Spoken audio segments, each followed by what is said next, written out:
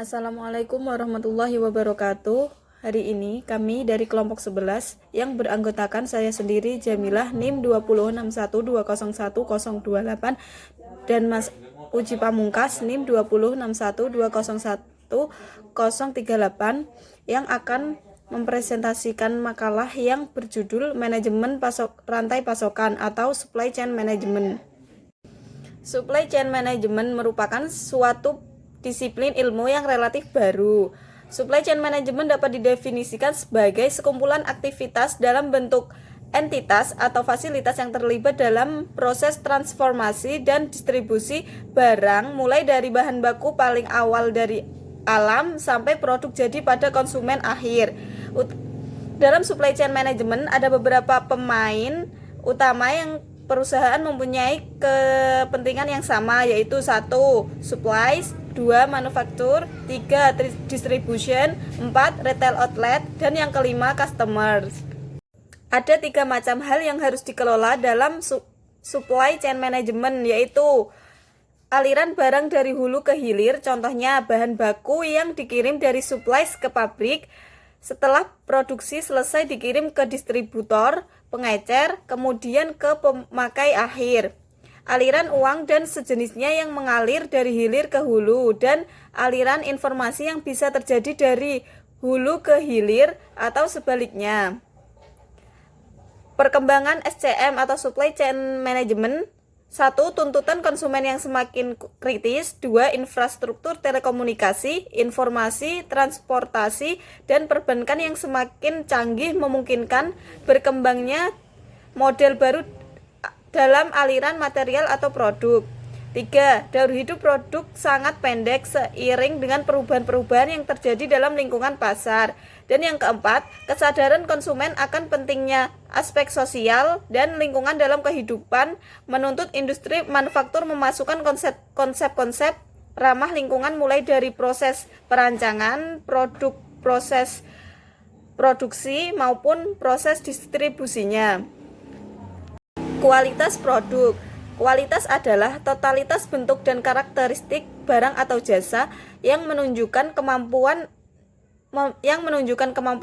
untuk memuaskan kebutuhan-kebutuhan yang tampak jelas maupun yang tersembunyi. Postponement merupakan adaptasi dari strategi SCM atau Supply Chain Management yang bertujuan untuk mengurangi inventory perusahaan secara signifikan dan untuk meningkatkan pelayanan konsumen. Keuntungan dari penerapan strategi postponement: A. Mengurangi biaya simpan dan biaya produksi survei. B. Meningkatkan kepuasan konsumen.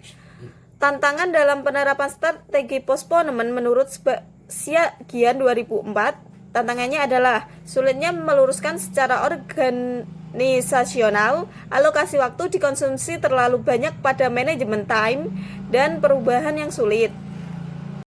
Rancangan produksi baru. Dalam perspektif supply chain management, perancangan produksi baru adalah salah satu fungsi vital yang sejajar dengan fungsi-fungsi lain seperti pengadaan material, produksi, dan distribusi. Fungsi supply chain management pada dasarnya bisa dibedakan menjadi fungsi fisik dan fungsi mediasi pasar. Implementasikan strategi supply chain management dalam persaingan.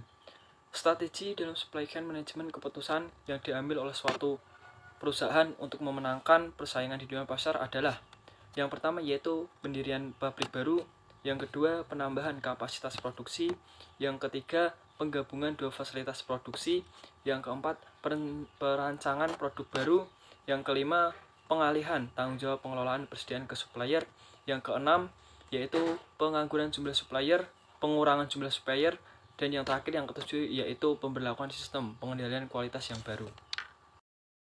Hubungan supply chain dengan kualitas produk dan daya saing. Kemajuan strategi produksi telah menjadi sumber utama pada suatu perusahaan untuk menghasilkan keuntungan yang baru dan mempertahankan keunggulan kompetitif.